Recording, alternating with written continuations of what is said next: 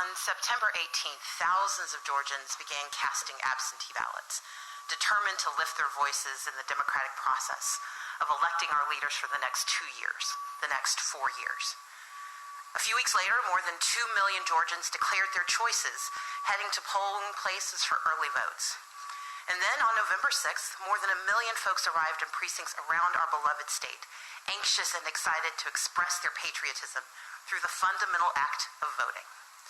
For these millions of Georgians, the act may have proven tedious and hard, but they had no doubts their votes would be counted. Certainly there would be long lines and delays. Absolutely, a tired volunteer would mistype a name, and nature would not be ignored through rain or tornado warnings or chilly weather. We all understand the challenges and the complications. However, this year, more than 200 years into Georgia's democratic experiment, the state failed its voters. You see, despite a record-high population in Georgia, more than 1 million citizens found their names stripped from the rolls by the Secretary of State, including a 92-year-old civil rights activist who had cast her ballot in the same neighborhood since 1968. Tens of thousands hung in limbo, rejected due to human error and a system of suppression that had already proven its bias. The remedy, they were told, was simply to show up. Only they, like thousands of others, found polling places shut down, understaffed, ill-equipped, or simply unable to serve its basic function for lack of a power cord. Students drove hours to hometowns to cast votes because mismanagement prevented absentee ballots from arriving on time. Parents stood in the fitful rain in 4-hour lines, watching as less fortunate voters had to abandon democracy in favor of keeping their jobs and collecting a paycheck. Eligible voters were refused ballots because poll workers didn't think they had enough paper to go around. Ballots were rejected by the handwriting police. Citizens tried to exercise their constitutional rights and were still denied the ability to elect their leaders. Under the watch of the now former Secretary of State, democracy failed Georgia. Georgians of every political party, every race, every region, again. You see, the incompetence and mismanagement we witnessed in this election had been on display months before in the Republican state legislative primary of Dan Gassaway. Counties under the direction of the Secretary of State issued flawed ballots, and not for the first time, and not just in that district. But this time, the mistakes clearly altered the outcome. Representative Gassaway, a Republican in a heavily Republican district, had to go to court to force a fair fight. And therefore, on December 4th, tucked between the runoffs for Secretary of State and the Public Service Commission, for one community, there will be justice in the process. Win or lose, the people in his district will finally have a say. Many of the same Republicans cheered on Representative Gassaway when he filed his lawsuit. But the same ones have grumbled about the time we have taken to gain a remedy for fellow Georgians who faced a dizzying array of bad action, misinformation, and gut-wrenching hardship. But we are a mighty nation because embedded in our national experiment is the chance to fix what is broken, to call out what has faltered, to demand fairness wherever it can be found. Which is why on election night, I declare that our fight to count every vote is not about me. It is about us. It is about the democracy that we share and our responsibility to preserve our way of life. Our democracy. Because voting is not a right for some. It is a right for all, and it is not a privilege. I stand here today as witness to that truth. This election is about all of us, as is the resolution of this moment. I acknowledge that former Secretary of State Brian Kemp will be certified as the victor in the 2018 gubernatorial election. But to watch an elected official who claims to represent the people in this state baldly pin his hopes for election on the suppression of the people's democratic right to vote has been truly appalling. So let's be clear. This is not a speech of concession. Because concession means to acknowledge an action is right, true, or proper. As a woman of conscience and faith, I cannot concede that. But my assessment is the law currently allows no further viable remedy. Now, I could certainly bring a new case to keep this one contest alive, but I don't want to hold public office if I need to scheme my way into the post. Because the title of governor isn't nearly as important as our shared title, voters. And that is why we fight on, and why I want to say thank you. Thank you to those of you who organized your communities and shattered records.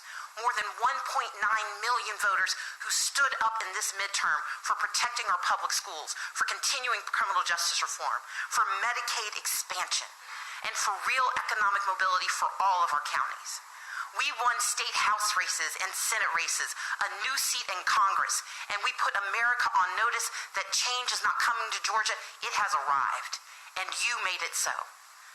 But those who feared change pushed back. And so we waited for the whole truth of this election, good and evil. We waited for it to come forth. So thank you to those of you who shared your stories, for the tens of thousands of calls into our voter protection line. Thank you for volunteering your hours after the polls closed and for the last 10 days.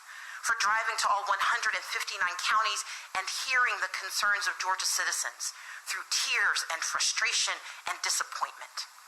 Because you see, Georgia still has a decision to make about who we will be in the next election, and the one after that, and the one after that.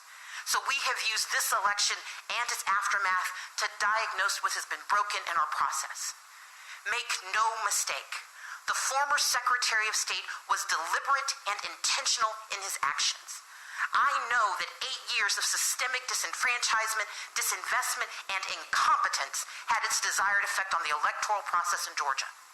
I also know that we live in a nation where 4 federal judges were necessary to force the counting of the ballots cast in the face of Brian Kemp's opposition to and disregard for their lawful consideration. I know that millions of Georgians, of Americans, of goodwill, and various partisan beliefs, they are enraged by these truths. Now, in response, you may seek to vent your anger, or worse, to turn away from politics, because it can be as rotten and rigged as you've always believed. But I implore each of you not to give in to that anger or apathy, but instead turn to action. Because the antidote to injustice is progress. The cure to this malpractice is a fight for fairness in every election held, in every law passed, in every decision made. Pundits and hyperpartisans will hear my words as a rejection of the normal order. You see, I'm supposed to say nice things and accept my fate. They will complain that I should not use this moment to recap what was done wrong or to demand a remedy. You see, as a leader, I should be stoic in my outrage and silent in my rebuke. But stoicism is a luxury, and silence is a weapon for those who would quiet the voices of the people. And I will not concede, because the erosion of our democracy is not right. Regardless of party, we want what is best for our children, for our families, for our neighborhoods. We may not share the same faith, but we are knitted together by our belief in our potential for more. I will work in these coming weeks to elect John Barrow as our next Secretary of State, because he is a man of principle and goodwill who will administer his responsibilities for the people and not his party. I will work to elect Lindy Miller as our next Public Service Commissioner, where she will speak for those who have been ignored for too long. And I will pray for the success of Brian Kemp, that he will indeed be a leader for all Georgians, that he will pledge to fight for the rights of those who disagree with him, and that he will keep his promises, that he will refuse the call of those who see how close this election really was. Because we know that some are going to propose to make voting even harder. They see voter engagement in communities of color and they cry fraud, or they lie about the cost of democracy to justify closing more polling places. I pray he will reject this vicious and tired response in favor of preserving what has left and what is left of our state's reputation for equality and civil rights. But I will not leave it to prayers alone. As I have for more than 25 years, I will stand with my fellow Georgians in pursuit of fairness. You see, I did so as a college student, speaking in the shadow of Abraham Lincoln and Martin Luther King Jr. at the 30th anniversary of the March on Washington. I did so as Democratic leader of the House of Representatives and as the Democratic nominee for governor of Georgia. And now I will do so as a private citizen, ready to continue to defend those whose choices were denied full expression. Today, I announce the launch of Fair Fight Georgia, an operation that will pursue accountability in Georgia's elections and integrity in the process of maintaining our voting rolls. In the coming days, we will be filing a major federal lawsuit against the state of Georgia for the gross mismanagement of this election and to protect future elections from unconstitutional actions. We will channel the work of the past several weeks into a strong legal demand for reform of our election systems in Georgia. And I will not waver in my commitment, a lived commitment, to work across party lines and across divisions to find a common purpose in protecting our democracy. Because we deserve a state that elects Democrats and Republicans and independents. We deserve a state that elects leaders who will not tolerate the erosion of our values. Fair Fight Georgia. Because these votes are our voices. And we are entitled to our choices, each of us. And we have always been, Georgia, at the forefront of speaking truth to whatever power may lay claim to leadership, if only for a moment. And we will win because we are Georgia. And I promise you, we will get it done. Thank you.